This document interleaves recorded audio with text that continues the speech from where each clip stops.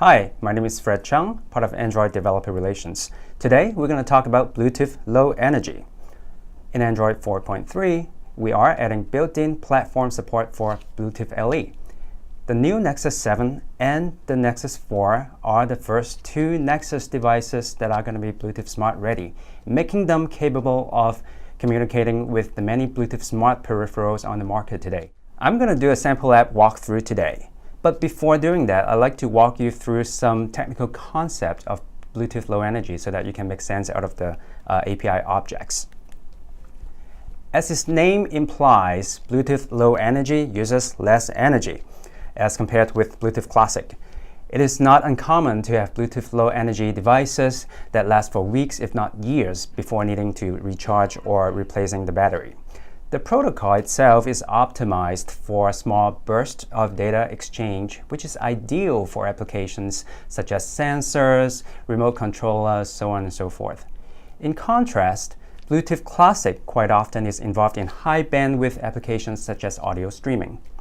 Now, let's have a look at how information is structured in BLE applications. BLE is based on a specification called General Attribute Profile, or GAT. It governs sending and receiving of short pieces of data known as attributes.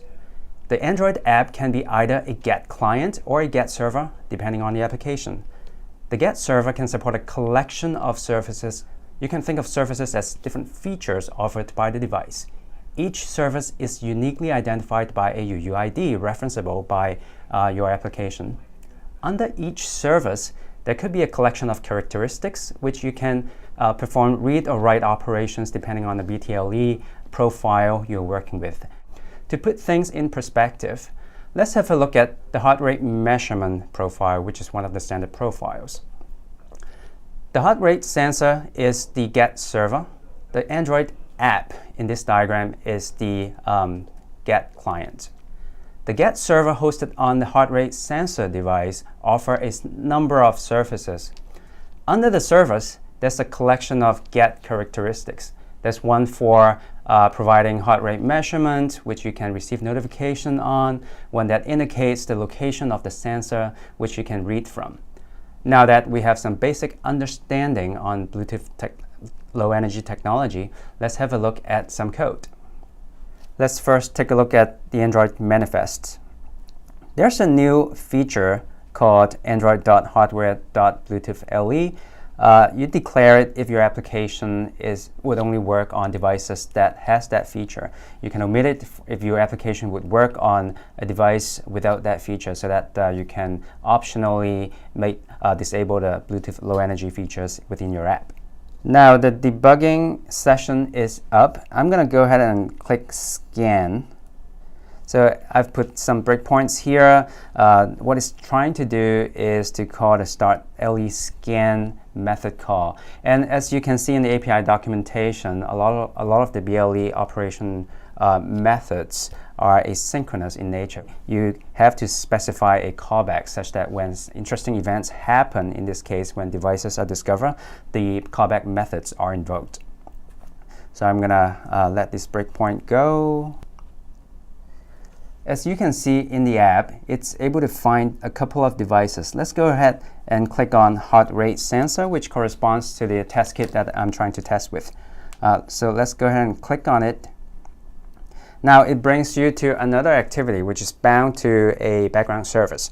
And I've put a breakpoint in the service. What it's trying to do is to connect to the GET server that's hosted on this device by invoking this method called connect GET.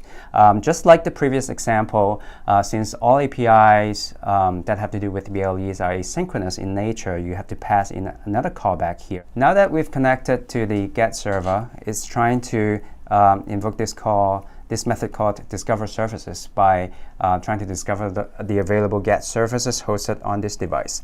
Let's go ahead and release the breakpoint, and now the callback on services discovered is invoked, meaning I have found, the app has found the services that are available on the device.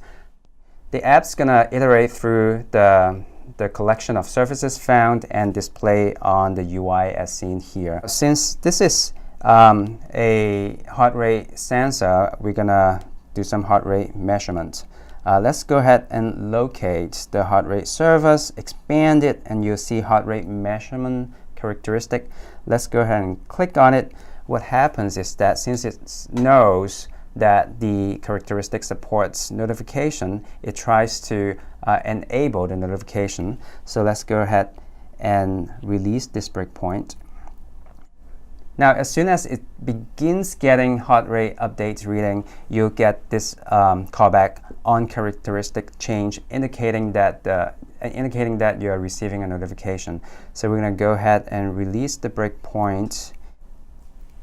As you can see on the screen here, we are receiving heart rate measurement readings in this very, very tiny text. I don't know if you can see it, but it's updating with heart rate measurement notifications receiving from the peripherals. Now, I want to illustrate a very important point, and that is whenever you are done with a particular Bluetooth LE connection with the peripheral, you should really call this close method so that the stack can do its cleanup properly. That's it for the walkthrough. If you want to learn more, do check out the Bluetooth Low Energy Developer Guide on d.android.com. Thank you for watching.